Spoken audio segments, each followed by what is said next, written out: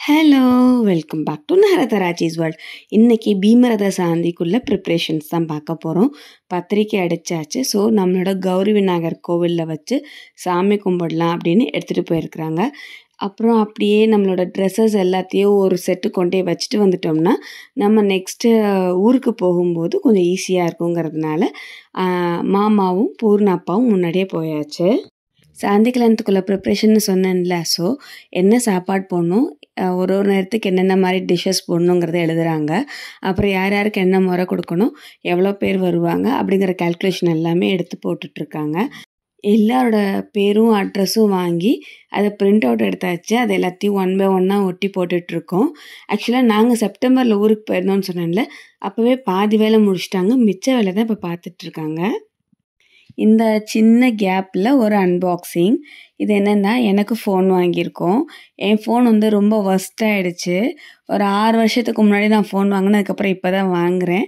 அந்த பழைய ஃபோனில் பேட்ரி நிற்கலை, ஸ்பேஸ் இஷ்யூ, அது இதுன்னு நிறைய இஷ்யூ இருக்கிறதுனால சரி ரொம்ப மனசு இப்போ தான் ஃபோன் வாங்கலான்னு முடிவு பண்ணி ஒரு ஃபோன் ஒன்று வாங்கியிருக்கேன். நல்லா ஹாப்பியாக ஜாலியாக இருக்குது. ஏன்னா எல்லாமே புதுசு புதுசு கண்ணா புதுசு. எப்படி சூப்பரில்.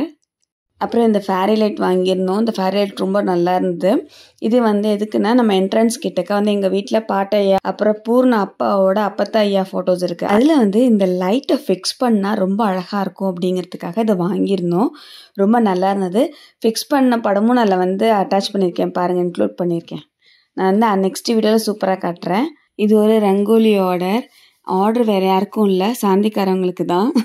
ஆமாம், சாந்தியில் வர எங்கள் அத்தையோட அண்ணன் பிள்ளைங்க, ஆச்சி பிள்ளைங்க, அவங்களுக்கெல்லாம் நான் இந்த கோலம் கொடுக்கவே இல்லை.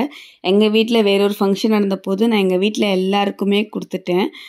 ஆனால் இந்த பக்கெட்டு அத்தையோட அக்கா பிள்ளைங்களுக்கும் அண்ணன் பிள்ளைங்களுக்கும் கொடுக்கல. ஸோ அவங்களுக்காக நான் ஆல்ரெடி ரெடி பண்ணி வச்சுருந்தேன். கொஞ்சம் அதில் கொஞ்சம் ஷார்ட்டேஜாக இருந்ததுனால மிச்சம் இன்னும் கொஞ்சம் போட்டு நான் பண்ணி ரெடி பண்ணியிருக்கேன் இந்த இதில் கொடுக்கறதுக்காக.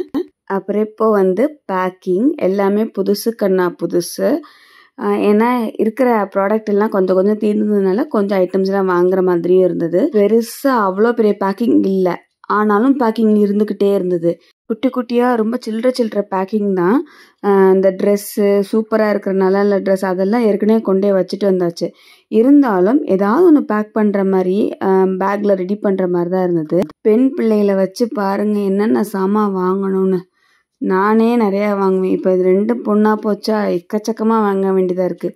ஆனால் ஒன்றும் கரெக்டாக வாங்கினா கரெக்டாக அதை யூட்டிலைஸ் பண்ணணுங்கிறதுல ரொம்ப ஷார்ப்பாக இருப்பேன் நான்.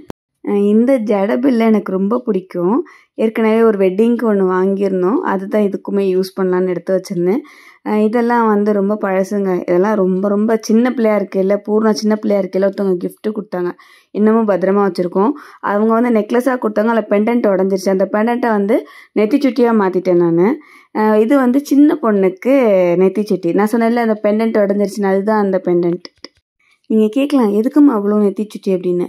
பெரியவளுக்கு 2, சின்னவளுக்கு 2. பெரியவளுக்கு என்ன வாங்கினாலும் சின்னவன் அடிச்சு பிடிச்சி வாங்கிறா. இப்போ தருவியா மாட்டியா, தள்ள நானே தூக்கி போட்டுருவேன் அப்படின்னு. வேண்டாம்மா, உனக்கும் சேர்த்து வாங்குறேன்னு இப்போ அவளுக்கும் சேர்த்து எல்லாம் ஒன்றா வாங்குறேன் நான். இப்போவே நல்லா போட்டி போடுறாங்க அக்காவோட.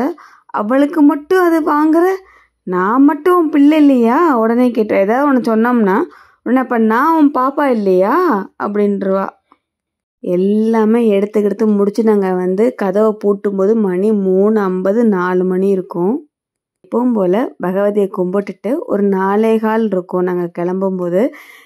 லக்கேஜ் நிறையா இருந்ததுனால மேலே ரூஃப்லேயுமே எல்லாம் சாமான் வச்சு கட்டி தார்பாயெல்லாம் போட்டு கட்டிட்டோம். ஏன்னா நாங்கள் அன்னைக்கு கிளம்பும்போது அன்றைக்கெலாம் நல்ல மழையாக இருந்தது. ஸோ அப்படியே வச்சு எடுத்துகிட்டு போனால் கண்டிப்பாக நனைவுங்கிறனால ஃபுல்லாக தார்பாய் போட்டு நல்லா டைட்டாக நைட்டே செக்யூர் பண்ணி ஃபுல்லாக கட்டி வச்சாச்சு. அவ்வளோ இருட்டு, நல்ல பனி மூட்டம், கொஞ்சம் குளிருமே இருந்தது. இங்கெல்லாம் மழை பெய்யலன்னே சுத்தமாக மழையே இல்லை போல இருக்குது. இந்த டிப்ரெஷன்லாம் முடிஞ்சிருச்சு, இனி மழை பெய்யாது அப்படிலாம் நினச்சிட்டு இருந்தோம். பார்த்தா கரெக்டாக திரிஷூர் கிட்டே போகும்போது நல்ல மழை. அப்போ தான் பூர்ணா பசங்க நல்ல வேளை நம்ம நைட்டே தார்பாய் போட்டு எல்லாம் கட்டி செக்யூர் பண்ணிட்டோம், இல்லைன்னா ரொம்ப கஷ்டமாக இருக்கும், டென்ஷனாக இருக்கும். இப்போல்லாம் கொஞ்ச நாளாக கார் ட்ராவல் பண்ணால் நான்லாம் தூங்குறதே கிடையாது.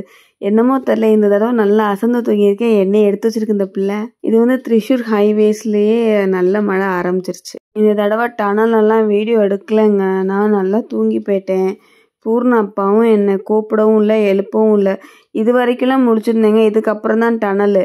அந்த டனல் சமயத்தில் தூங்கிட்டு கண்ணை முழிச்சு பார்த்தா ஒரு டீ கடையில் நிறுத்துறாங்க. என்னன்னு கேட்குறேன். வாங்கலாம் டீயை குடிச்சிட்டு போகலாம், பயங்கரமாக பசிக்குது அப்படின்ட்டாங்க. ஐயோ, டனலை வீடியோ எடுக்கலைங்க. நீங்கள் கூப்பிட்டு பார்த்தேன், நீங்கள் யாரும் எந்திரிக்கல, நல்லா தூங்குனீங்கன்னு விட்டுட்டேன் அப்படின்ட்டாங்க. சரி, நான் அங்கே ஒரு டீயை குடிச்சிட்டு அப்புறம் அப்படியே அங்கேருந்து கிளம்பியாச்சு. இந்த இடம் ரொம்ப ரம்மியமாக இருந்தது. ஏன்னா இது வந்து பார்டர் கிட்ட. ஸோ மழையும் இல்லாமல் வெயிலும் இல்லாமல் அது ஒரு மாதிரி நல்லா அழகாக இருந்துச்சு. நிறைய ஷார்ட்ஸ்க்கு வீடியோ எடுத்திருந்தோம். ஆனால் அதெல்லாம் தேடி எடுத்து போடுறதான் கொஞ்சம் கஷ்டம். கேரளா முடிஞ்சு தமிழ்நாட்டுக்குள்ளே என்ட்ரா வரும். விசிட் அகெயின் போட்டிருக்கு போர்டு. ஒரு வழியாக தமிழ்நாட்டுக்குள்ளே காலை வச்சாச்சு. தமிழ்நாட்டுக்கு என்ட்ரு ஆயிட்டோம். நம்ம இறங்கியாச்சு, தமிழ்நாட்டுக்கு வந்தாச்சு.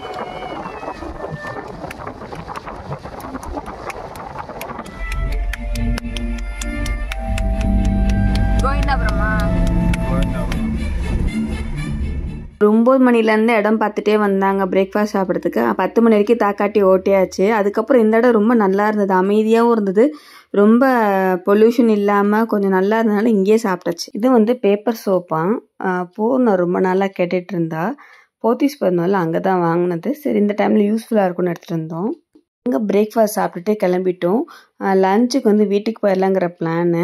நாங்கள் பிளான் பண்ண மாதிரி 12:45 வீட்டுக்கு ரீச் பண்ணோன்னு நினச்சோம். ஆனால் 12:45 நாங்கள் வந்து பிள்ளையார்பட்டி தாண்டிட்டோம். அதுவே ரொம்ப ஹாப்பியாக தான் இருந்துச்சு. விஷாலி சும்மா தான் படுத்திருக்கு. பூர்ணா தூங்குறாளாமா. சும்மா ஆக்டிங், நம்பாதீங்க. ஒரு வழியாக வீடை பார்த்தாச்சு. வீடை பார்த்த பிறகு தான் நிம்மதியே வந்தது.